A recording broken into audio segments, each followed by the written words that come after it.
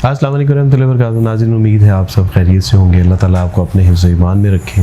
नाज़रीन, ईद कुर्बान की आमद है और हर शख्स जो है वो जानवर लाने में, ले जाने में, ख़रीदने में, उसका चारा, उसके खाने पीने के हवाले से यानी मुख्तलिफ़ प्लानिंग्स हो रही हैं अल्हम्दुलिल्लाह।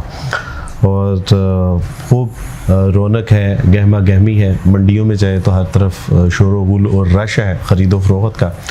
तो आप सोच रहे होंगे कि ये ईद की आमद पे या ईद के हवाले से जो प्रोग्राम है इसमें डॉक्टर साहब क्या कर रहे हैं। तो सच्ची बात ये है कि डॉक्टर साहब कोई इस मकसद के लिए नहीं है कि आपने जो बाद में गोश्त खाना है तो उससे जो मसाइल होंगे कुछ उसके हवाले से आपको टिप्स देने के लिए नहीं, बल्कि डॉक्टर हुबैब हैं और डॉक्टर हुबैब एक वेटनरी डॉक्टर हैं और अल्हम्दुलिल्लाह ये हमें मैसर थे आसानी के साथ। तो मैंने कहा कि क्यों ना हम यानी इस हवाले से अपने लोगों को अवेयर करें कि मंडी से जब जानवर ख़रीदने हैं या उनको लाना है, उनको खिलाना है और उनके जो मसाइल हैं आजकल, तो उसके हवाले से इनसे जो प्रिकॉशंस हैं उसके हवाले से जो है वो पूछ लीजिए। चंद एक और भी गुजारिशात हैं, हमारे साथ रहिए। अस्सलाम वालेकुम रहमतुल्लाहि व बरकातहू। डॉक्टर साहब वालेकुम सलाम, क्या हाल है? ठीक है, तबीयत अच्छी है आपकी? अल्हम्दुलिल्लाह। यानी अक्सर लोग तो आपको देख के यही समझते होंगे कि आप जो है वो ह्यूमन फिजिशियन है।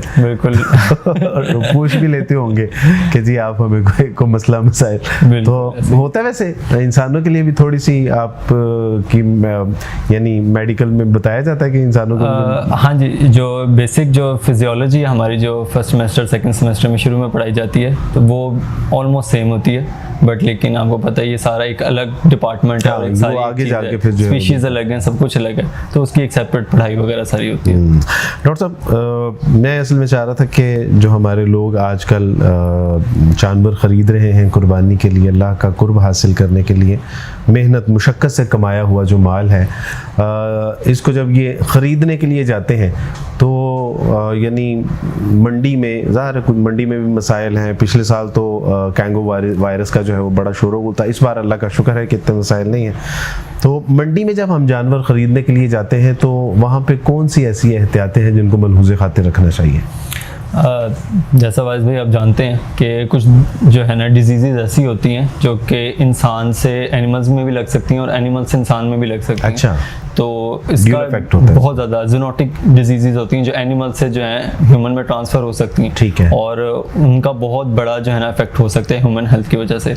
तो बस इस चीज़ पे एहतियात रखने के लिए यही सजेशन होती है बेसिकली कि मास्क का प्रॉपर इस्तेमाल किया जाए।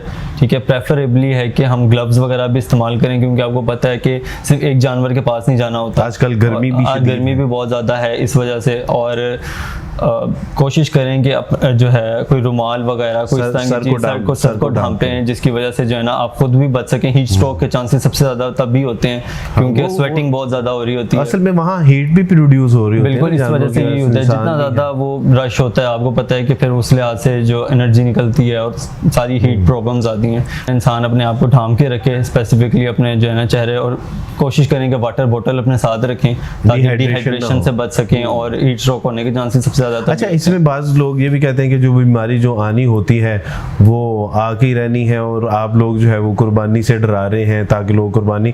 तो मेरा ख्याल है कि इसमें रसूलुल्लाह सल्लल्लाहु अलैहि वसल्लम की वो हदीस पेश नज़र रहनी चाहिए। तकवा ये नहीं है कि अल्लाह पे तवक्कुल करते हुए अपने जानवरों को छोड़ दो, बल्कि तकवा ये है कि पहले उसको गड्ढे के साथ बांधो फिर अल्लाह के साथ। डॉक्टर साहब, ये बताएं कि लेट्स सपोज हम जानवर लेके आते हैं। आजकल जो है वो गर्मी की शिद्दत है, धूप भी खासी जो है वो तेज़ है और यानी हम लोग बाहर जानवर अमूमन बांध देते हैं। हमारे घर इस तरह से डिज़ाइन नहीं होते कि हम उनको अंदर रखें, तो उसमें इन जानवरों को कोई ख़तरा भी है धूप, गर्मी या दीगर मसाइल के साथ? ये इनको बिल्कुल सबसे ज़्यादा ख़तरा भी चांसेस इस वजह से ही होता है क्योंकि जो हीट स्ट्रोक के चांसेस ह्यूमंस में होते हैं वो एनिमल्स में उससे ज़्यादा होते हैं। अच्छा, तो प्रेफरेबल है कि हम जब भी ट्रांसपोर्टेशन के बाद, क्योंकि अगर हम लेके आ रहे हैं तो अब उनको किसी ऐसी जगह पर रखें जहाँ पे वो शेडो एरिया हो, ढांपा एरिया हो और जो है ना सनलाइट से दूर हो। अच्छा, सनलाइट से दूर रखना, हाँ जी बिल्कुल। मुस्तकिल सनलाइट जो है ये प्रॉब्लम क्रिएट कर सकती है, प्रॉब्लम बहुत ज़्यादा क्रिएट करती है, क्योंकि अब तो वैसे भी गर्मी और जो है ना ह्यूमिडिटी बहुत ज़्यादा बढ़ी हुई है। तो कोशिश ये करें कि जो है ना किसी शेडी एरिया में ही रखें और सनलाइट से दूर रखें। और इनके लिए इनको नहलाने के हवाले से यानी जानवर को आजकल अगर इनके ऊपर पानी डाला जाए तो नुकसान तो नहीं है? नहीं, नुकसान नहीं है, बल्कि डालना चाहिए, क्योंकि उसकी वजह से बॉडी टेम्परेचर बहुत ज़्यादा हुआ होता है, ह्यूमिडिटी भी होती है, और इस वजह से तो जो है ना प्रॉपर अच्छे तरीके से एक तो साफ़ सफाई तो आपको पता है वो करनी है, लेकिन जो पानी का इस्तेमाल है वो ज़्यादा से ज़्यादा करना चाहिए। सफाई भी, और उससे बैक्टीरिया भी बचेंगे, और जो है ह्यूमन की सफाई तो जहाँ पे देखें इस्लाम ने ये हुक्म दिया है कि जानवर अल्लाह की राह में कुर्बान करने से आपको अल्लाह का कुर्ब हासिल होता है, तो वहाँ पे आधा ईमान सफाई को भी कहा। तो ज़ाहिर है कि वो सफाई अगर हम नहीं उसको मलहूज़े खातिर नहीं रखेंगे तो ये मसाइल होंगे हमारे लिए। डॉक्टर साहब, इसमें जो है मज़ीद एक सवाल इन जानवरों की डाइट के हवाले से, यानी हमें इन दिनों में हम असल में प्रॉपर जो है वो इनको पालने का हमारे पास कोई फ़न हुनर नहीं है, या हम इस हवाले से ट्रेंड नहीं होते, तो हम अपनी मर्जी की कुछ चीज़ें भी खिला रहे होते हैं, पिला रहे होते हैं, तो वो कौन सी ऐसी चीज़ें हैं कि जो 2-4 दिन ये हमारे पास हैं वो इनको दें, और वो कौन सी ऐसी चीज़ें हैं कि जिनसे हमें एहतियात करनी चाहिए? अच्छा, इस तरह की मिथ भी बहुत ज़्यादा है कि हम, क्योंकि हर किसी को शौक़ होता है कुर्बानी का कि जानवर आया उसको हम ज़्यादा सारा खिलाएं कि वो 2-3 दिन में जो है ना अच्छा बल्की हो जाए और मसल मास जो है ना बहुत ज़्यादा हो जाएगा। तो ये कुछ मिथ्स वगैरह हैं, इस वजह से ये हमें इस चीज़ से रिफ्रेन रहना चाहिए। असल में जो उनकी, जिस तरह हमारी एक डाइट होती है, उनकी भी एक डाइट चल रही होती है। मोस्टली जो किसान वगैरह, फार्मर्स वगैरह हैं, वो TMR वगैरह यूज़ कर रहे होते हैं, जो ग्रीन फॉडर होता है, जो आम ग्रास होती है, जो फ्रेश होती है। हम अगर घर लाते हैं तो उनको हम अपनी मर्जी से फ्रूट्स खिला दिए तो उनका जो स्टमक होता है वो अपसेट हो जाता है उस वजह से, क्योंकि एकदम से डाइट चेंज करना तो उनके लिए भी वो प्रेफरेबल नहीं यानी होता। उसी को हम जो है वो कंटिन्यू करें, थोड़ा अगर हम करवा भी लें तो उससे इतना ज़्यादा इफेक्ट नहीं है, लेकिन प्रॉपर हम उस पर शिफ्ट ना करें। जो ग्रीन फॉडर है वो सबसे ज़्यादा हेल्दी भी है और वो फ्रेश होना चाहिए, ये जिसे हम पट्ठे कहते हैं। जी पट्ठे कहते हैं। ये तो हो गया कि हमने उनको क्या खिलाना है, लेकिन वो कौन सी ऐसी चीज़ें हैं कि जिनसे हमें एहतियात करनी है, इनको नहीं खिलाना हमने? उनमें सबसे बड़ी चीज़ है ग्रेन्स, जो दाने वगैरह हम जो होते हैं ये हम उनको ना खिलाएं। लेकिन ये तो आम तौर पे जो है वो जो एक चारा वो चोकर है और उसमें जो चने और चने की दाल है, ये तो मिक्स करके हम समझते हैं उनकी मरगूब ग़िज़ा है। यही जो है ना कुछ चीज़ें, ऐसी चीज़ें चल रही हैं हमारी मेडिकल पॉइंट ऑफ व्यू से, मेडिकल और साइंटिफिक पॉइंट ऑफ व्यू से, क्योंकि जिसने साइंस अगर थोड़ी सी भी पढ़ी है तो उसको इस चीज़ का अंदाज़ा होगा कि अगर ग्रेन्स वगैरह खाते हैं तो वो कार्बोहाइड्रेट्स हैं जो कि गैस प्रोड्यूस करते हैं। इसकी वजह से जो एनिमल्स हैं उसके अंदर एसिडोसिस हो जाती है, एसिड प्रोड्यूस होता है और उसकी वजह से गैस वगैरह प्रोडक्शन होती है, और ये हमें मोटे ताजे बस वो फूल जाते हैं। लेकिन आपको पता है कि जब वो फूलेंगे तो ऑटोमेटिकली उनका सांस का मसला होगा और फिर वो इमरजेंसी केस में चला जाता है। लिए मसाइल जी बहुत ज़्यादा मसाइल है, उनकी हेल्थ बहुत ज़्यादा अफेक्ट होती है। अगर ये शुरू से हम इस्तेमाल करते हो और उसके आदी हो चुके हो, स्पेसिफिक अमाउंट होती है, जैसे हम सारा वो करते हैं उस लिहाज से अगर हम रेशो प्रोपोर्शन 10% अगर हम उनमें देने तो उसका इतना अफेक्ट नहीं होता।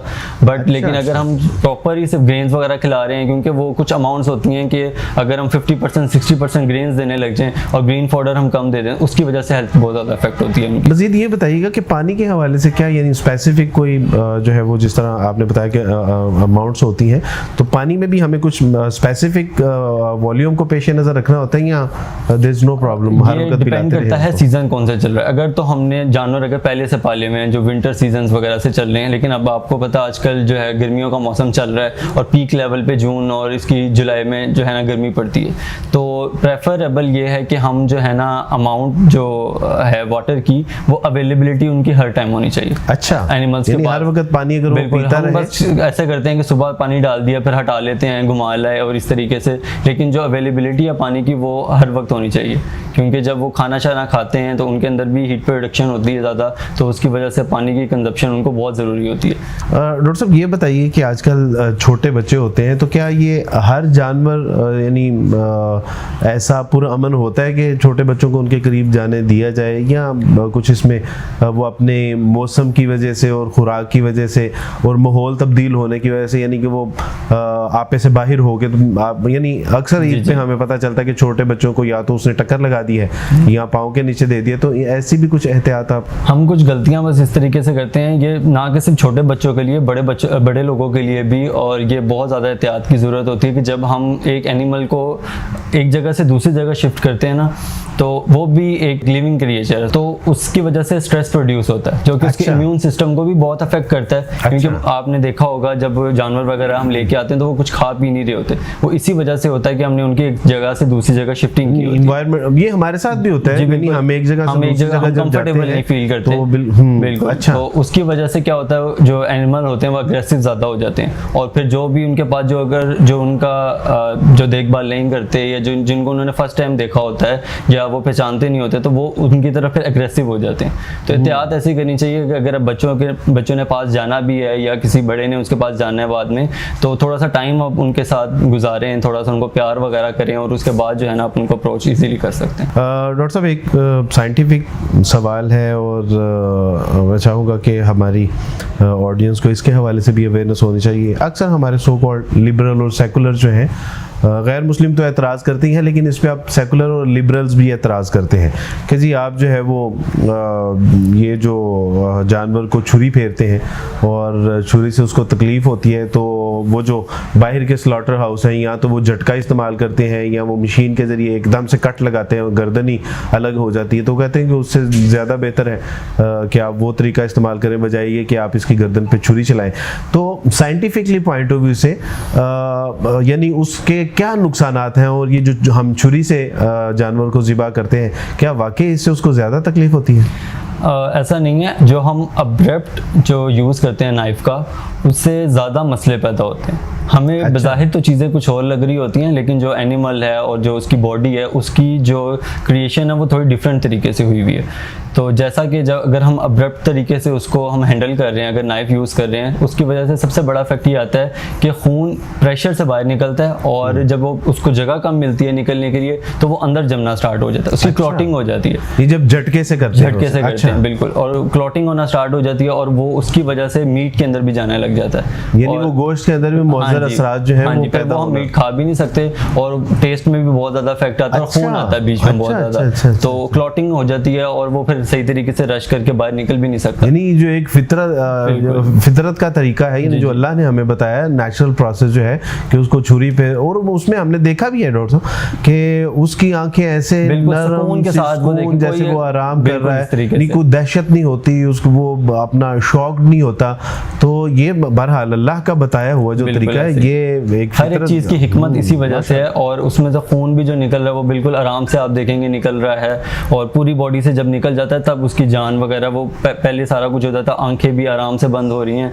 तो ये ज़्यादा प्रेफर तरीका है जो कि इस्लाम हमें बताता है। माशाल्लाह, दैट्स वेरी गुड, माशाल्लाह। आजकल ये भी एक बड़ा मसला है कि जानवर तो हम अल्लाह के लिए कुर्बान करते हैं, लेकिन हम उसको पड़ोसियों के गैस पाइपलाइन के साथ बांध देते हैं तो ये एक बड़ा मसला है। तो मेरा ख्याल है कि ये तो ज्यादती है। अगर हम उसे लेके आए हैं, या तो हम, ऐसा भी होता है कि आप जो जानवर जिनसे खरीदे वो उनके पास रखने की जगह होती है और आप चांद रात को लें, ऐसा भी हो सकता है कि, और जब गैस पाइपलाइन को वो जोर लगाता है तो वो जाहिर है गैस पाइपलाइन भी जो है वो ब्लास्ट करती है, पाइपलाइन वाटर पाइपलाइन वो भी डिस्टर्ब होती है, और फिर जो पट्टे हैं वो हम लोगों की दरवाजे के आगे डाल, तो ये भी मेरा ख्याल है ये बहुत मुनासिब हरकत नहीं है। बिल्कुल, देखिए ये जानवर आपका है, कुर्बानी आपने करनी है, और जो चीज़ आप अल्लाह की राह में दे रहे हैं तो आपकी जिम्मेदारी भी है कि आप उसका प्रॉपर तरीके से ख्याल रखें। हाँ, लोगों को ना तंग करें, मन सलिमल मुस्लिमून मिन लिसानिही व यदिही, और जो है आपके नेबर्स वगैरह हैं, उन इस्लाम में भी है कि जो है ना नेबर्स वगैरह का ख्याल और जिनके हकूक और ये सारी चीज़ें, बिल्कुल इस्लाम इसको जो है वो बहुत प्रायोरिटी लेवल पे जो है वो बताता है कि भाई हकूकुल बात में जो है वो बुनियादी चीज़ें हैं, हमें बिल्कुल इसका जो है वो ख्याल भी रखना चाहिए और लोगों को बताना भी चाहिए। डॉक्टर साहब बहुत शुक्रिया, अल्लाह सुब्हानहू व तआला आपको जज़ाए खैर अता फरमाए कि आपने जो है वो रहनुमाई की। नाज़रीन, उम्मीद है कि प्रोग्राम आपको पसंद आया होगा, और जो सवाल मैंने डॉक्टर साहब से किए हैं यकीनन ये आपके जहनों में भी होंगे जिनके जवाब आसान तरीके से डॉक्टर साहब ने दिए। मज़ीद आपके जहन में कोई सवाल हो तो आप टेक्स्ट कर सकते हैं और उसके अकॉर्डिंगली इंशाल्लाह हम आपको रिप्लाई करेंगे अल्लाह सुब्हानहू व तआला की तौफीक से डॉक्टर साहब से पूछ के। मज़ीद ये है कि कुर्बानी तो हम करते ही हैं, इस साल भी कर रहे हैं, तो क्यों ना इस साल कुर्बानी के साथ हम अपनी अना, कीना, बुग़्ज़ और हसद को भी कुर्बान कर दें। अगर उस जानवर को जिसको महज हम चारा, पट्टे और चोकर खिलाते हैं, वो हमारे लिए अपनी गर्दन कटवा सकता है, तो हम अल्लाह की रज़ा के लिए अपनी गर्दन झुका क्यों नहीं सकते। अपनी दुआओं में याद रखिएगा, अपना और अपने कुर्ब जवार में सबका ख्याल रखिएगा। बारकल्लाहु फ़ीकुम। अस्सलामु अलैकुम वरहमतुल्लाहि वबरकातुहू।